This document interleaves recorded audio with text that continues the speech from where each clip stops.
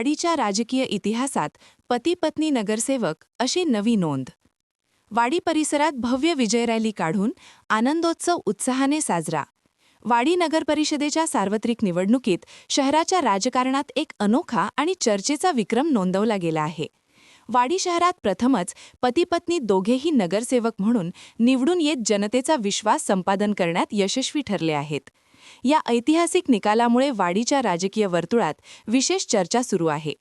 रविवारी झालेल्या मतमोजणीत प्रभाग क्रमांक 4 मधून युवासेनेचे राष्ट्रीय कार्यकारिणी सदस्य हर्षल अनिल काकडे यांनी दणदणीत विजय मिळवला, तर प्रभाग क्रमांक 7 मधून त्यांच्या पत्नी व अपक्ष उमेदवार पूर्वा हर्षल काकडे यांनीही प्रतिस्पर्ध्यांना मागे टाकत विजयाची पताका फडकावली.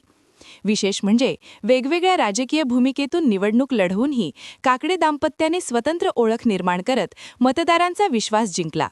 या निकालामुळे वाडी नगर परिषदेच्या राजकारणात नवे समीकरण तयार झाले असून विकास कामांना गती मिळेल अशी अपेक्षा नागरिक व्यक्त करत आहेत. काकडे दाम्पत्याच्या विजयाने समर्थकांमध्ये उत्साहाचे वातावरण असून शहरात जल्लोष साजरा करण्यात आला. वाडी परिसरात भव्य विजय रॅली काढून हे आनंदोत्सव अत्यंत उत्साहाने साजरा करण्यात आला. वाडीच्या राजकीय इतिहासात पती-पत्नी नगरसेवक अशी नवी नोंद झाल्याने हा निकाल लक्षवेधी ठरला आहे. कैमरामैन सचिन सह सनी भोंगाडे, शंखनाद न्यूज, नागपुर.